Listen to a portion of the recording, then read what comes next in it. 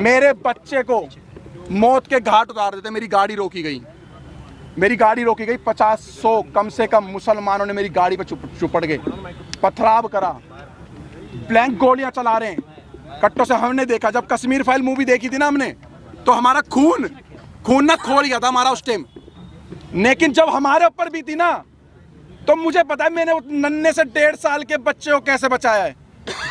मैं मर जाता, मेरा बच्चा मर जाता, या मेरी वाइफ मर जाती, अगर भगवान मेरा राम अगर मुझे बचा लेता ना, तो मैं इस देश के संविधान, इस देश के कानून को साइड में कर देता। अगर मेरा बच्चा मर जाता, जहां पर इस देश का संविधान हमारे बच्चों को और हमारे परिवार को, सनातन को नहीं बचा सकता, जहां पर ये पुलिस आर्मी और हमारे देश को नहीं बचा सकती, आईपीसी धारा ही नहीं बचा सकती, जहां पर पुलिस वालों पे गोली चल रही है, जहां पे बड़ी बड़ी अधिकारियों को मेवात जैसे एरिया में डंपरों से कुचल दिया जाता है, तो वहां पर इतनी बड़ी यात्रा हो रही थी, 1 से 1.5 लाख व्यक्तियों की, सनातनियों की पूजा करने जा रहे थे, आराध्य करने, अपने आराध्य भोले शंकर जी की। तो वहां पर आर्मी कहां गई, आपकी पुलिस प्रोटेक्शन कहां गई? 500 पुलिस वालों से 1.5 लाख बंदों की सुरक्षा आप करवा रहे थे। मैं आपको सच बता रहा हूं, मैं कोई आपको झूठ नहीं बता रहा। जब मेरी गाड़ी में आप गाड़ी में कितने लोग थे, किस तरीके से, कितने बजे की गाड़ी में हम 7, अचानक क्या हुआ वो बताइए। हम लोग 7 से 8 जने थे। जैसे ही हम लोग बरगली चौक वाले रोड पे जैसे ही हम लोग आगे की तरफ बढ़ते हैं, तो हमें दिखता है कि कुछ लोग बाइक के पास खड़े हैं, 6-7 बंदे बाइक ठीक कर रहे हैं। हमें थोड़ा सा शंका हुई कि 6-7 बंदे बाइक ठीक कर रहे हैं। आगे एक ऑटो, कम से कम 10-15 बंदे ऑटो ठीक करने में लग रहे हैं। एक ट्रक, एक डंपर के आगे उन्होंने बाइक को लिटा रखा और ट्रक वाले की गर्वान पकड़ रखी है। सब एक प्री प्लान था कि एक हवा बना रहा था कि भाई लगे किसी को कि हम लोग ये हादसे में खड़े हुए, लेकिन वो हादसे में नहीं थे। वो पूरा एक फ्रेम बना करके घेरने की इंतजार करते, जितने अंदर जा रहे हैं जाने दो, उसके बाद एक एक की लाश वहाँ से निकलती। 70 से ज्यादा गिरफ्तारी हो चुकी है, क्या लग रहा है? 70 से ज्यादा लोग थे, लाखों आदमी इसके अंदर इन्वॉल्व है, लाखों आदमी। और मैं खट्टर साहब का, मैं बीजेपी का विरोध नहीं कर रहा, मैं कांग्रेस का विरोध नहीं कर रहा, मैं किसी पार्टी का विरोध नहीं कर रहा हूँ। मैं साफ खट्टर साहब का विरोध करना चाह रहा हूँ आपके चैनल के माध्यम से। लेकिन नहीं, मेरी बात सुन लो पत्रकार साहब। खट्टर साहब का एक बयान आया है कि हमने आधे घंटे या 1 घंटे के अंदर पुलिस भेज दी, सारा का सारा फेलियर और झूठ बात है। 3 घंटे तक उस मंदिर पे भी नहीं पहुंची थी, मंदिर के अंदर भी गोलियां चली। गाड़ी लेकर निकले कहाँ गए?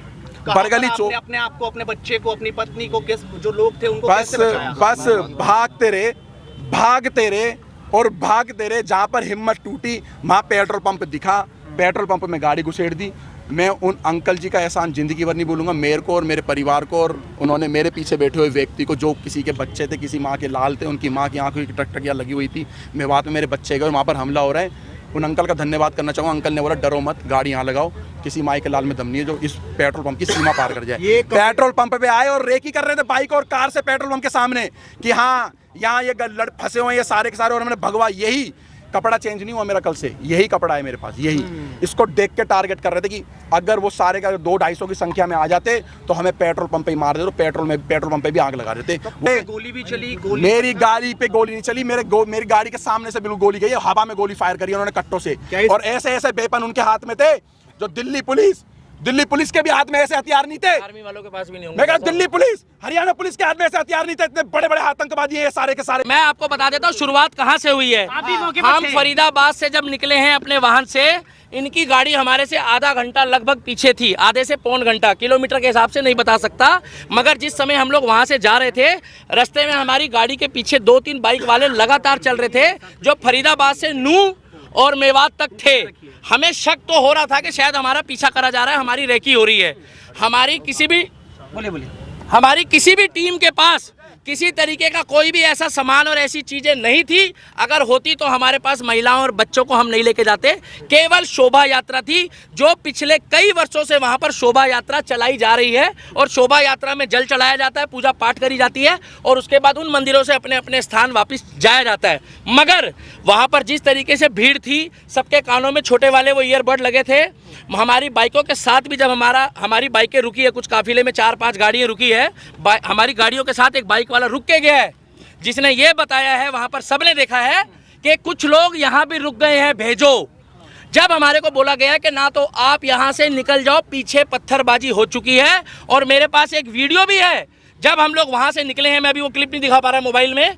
उस वीडियो में उस व्यक्ति ने साफ बताया कि सर यहाँ से आप चले जाओ, वहाँ पर प्लान बन चुका है कि कुछ लोग आगे फंसे हुए हैं, वो आ रहे हैं, और वो व्यक्ति ने खुल के बताया, मगर मेरी बाइक का नंबर मत दिखाओ। दूसरी बात यह है, हमारे आसपास से पत्थरबाजी हुई है, वहाँ पर बुजुर्गों ने चलाए हैं, महिलाओं ने चलाए हैं, सबसे बड़ी बात यह है कि ये बच्चों को पहले टारगेट करते हैं, छोटे बच्चों को आगे लाते हैं, जिससे उनकी जमानत हो जाए, उनको जज के आगे पेश करके ये दिखाया जाए कि ये एक बच्चा है, ये बालक है, ये भावनाओं में आकर अपनी सुरक्षा में फेंकना शुरू कर चुका है। 4 दिन पहले से वहां पर पोस्ट चल रही थी कि इनको मेवात की धरती में पैर रख के दिखाओ, हम तुम्हारे बाप के नौकर नहीं है। मेवात को ये दिखाना चाहते हैं, कहते हैं हिंदुस्तानियों तुम वापस जाओ, मेवात हमारा है। हिंदुस्तान, मेरे को क्या पता पत्रकार कहाँ से आए, आपको पता कहाँ से आए पत्थर? आप बताइए। मुझे क्या पता कहाँ से आए, कैसे पत्र, इसी पत्रकारिता के चक्कर में जो है ना मजाक बनाया हुआ है। एक मिनट रुक जाओ भाई साहब, इसी पत्रकारिता के चक्कर में पत्थर उनकी छत पे थे, तो मुझे क्या पता किसका लेंटर तोड़ के लेकर आए वो।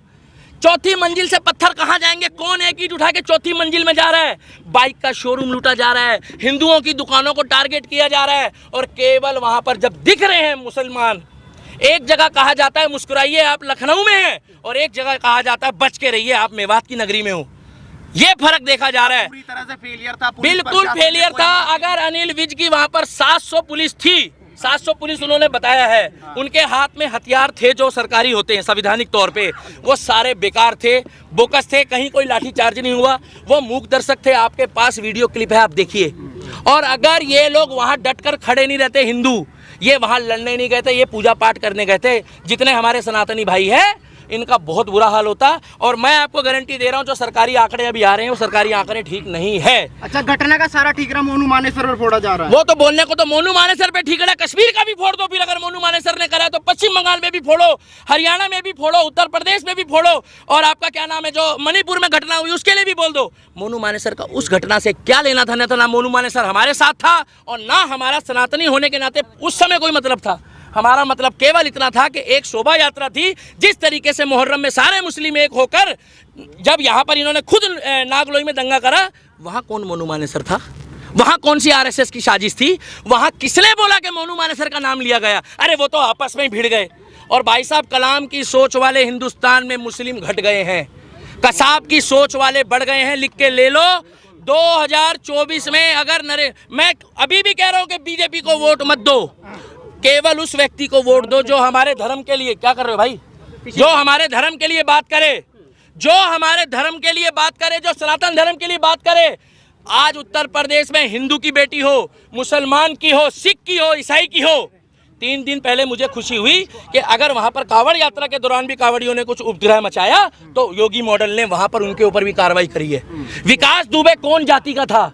वो एक धर्म सनातनी था, हम लोगों ने कोई विरोध नहीं करा। मगर दुनिया जानती है, जब अतीक अहमद मारा गया, अतीक अहमद के साथ जो कांड हुआ, हमें नहीं मालूम किसने करा, तब इन्होंने क्या बोला कि वो शहीद हो गया है। तब इन्होंने क्या बोला कि भैया वो हमारा बंदा था। इन्होंने तुरंत सपोर्ट करी। और मैं अब भी कहता हूं, अगर जुनैद के जो भी हत्यारे हैं, जुनैद और नासीन के जो भी हत्यारे हैं, उनको फांसी हो, चाहे वो हिंदू हो, मुस्लिम हो, सिख हो, ईसाई हो, क्योंकि ये खुद बोलते हैं अपराधी का कोई धर्म नहीं होता। तो हम भी कह रहे हैं अपराधी का कोई धर्म नहीं होता। अगर वो राजस्थान पुलिस ने मोनू मानेसर को क्लीन चिट दे दी, तो मोनू मानेसर की जो क्लीन चिट देने वाली सरकार है वो तो राजस्थान की कांग्रेस की है। हमारी मांग एक ही है, 2024 में मुझे नहीं लगता कि बीजेपी की सरकार वहां पर खट्टर सरकार आएगी। अगर वहां पर बुलडोजर नहीं चला योगी बाबा वाला कि इधर गड़बड़ हुई, इधर ना तारीख ना सुनवाई, वही फैसला।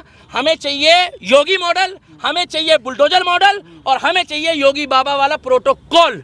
और हरियाणा करवाना चाहते हैं। मेवात कौन बोल रहा खाली करने? उत्तर प्रदेश खाली हो गया पत्रकार महोदय। एक मिनट रुकिए, एक मिनट मेरे को बोलने दो। उत्तर प्रदेश खाली हो गया। कौन मुसलमान परेशान है उत्तर प्रदेश में? कितने मुसलमान भागे वहां से? भाई साहब पत्रकार हो, अपने मुंह से जवाब दो, कितने भागे वहां से? एक भी मुस्लिम नहीं भागा है, कमा के खा रहा है। मगर फर्क इतना है कि यहाँ वाले पत्थर चला रहे हैं और वहाँ वाले डर के मारे फूल चला रहे हैं। लोग तो कहते हैं भारत का मुसलमान डरा हुआ है, इतना डरा हुआ है मुसलमान। हाँ, डॉक्टर बन रहे हैं, इंजीनियर बन रहे हैं, आईपीएस बन रहे हैं, पुलिस वाले बन रहे हैं, सीआरपीएफ में जा रहे हैं, आर्मी में जा रहे हैं, और इतने डरे हुए हैं कि करते करते में 30% आबादी हो गई। बच्चे पैदा भी डर डर के कर रहे हैं क्या ये लोग? क्या डर के खौफ में बच्चे पैदा होते हैं? पुलिस तो वहाँ थी। अरे कैसी बातें कर रहे हो? पुलिस तो हमारे सामने थी। हाँ। ये पूछो कि और बल कब आया है? कब आया? और बल जब आया है जब वो वहाँ पर पूरा माहौल खराब हो चुका था। हाँ। जब वहाँ पर लोग मारे गए, वहाँ पर, एक मिनट लास्ट बात बोलना चाहूंगा, 2024 में हरियाणा वालों हाथ जोड़कर सुन लो, सभी एडिटर को कह रहा हूँ, डॉक्टर, इंजीनियर, प्रोफेसर, आईओ, जज साहब, जो मेवात में हुआ है वो मेवात फाइल बनने की तैयारी कर दी थी इन लोगों ने, उसमें कुछ छोटी मोटी खामियां रह गई। वहां पर आज भी खेतों में हमारे हिंदू भाई पड़े हैं। मैं हाथ जोड़ के कहता हूं उनका रेस्क्यू कर लो। आज की पोजीशन में भी अगर रेस्क्यू नहीं करा तो कल तक वहां से बहुत खबर आएगी।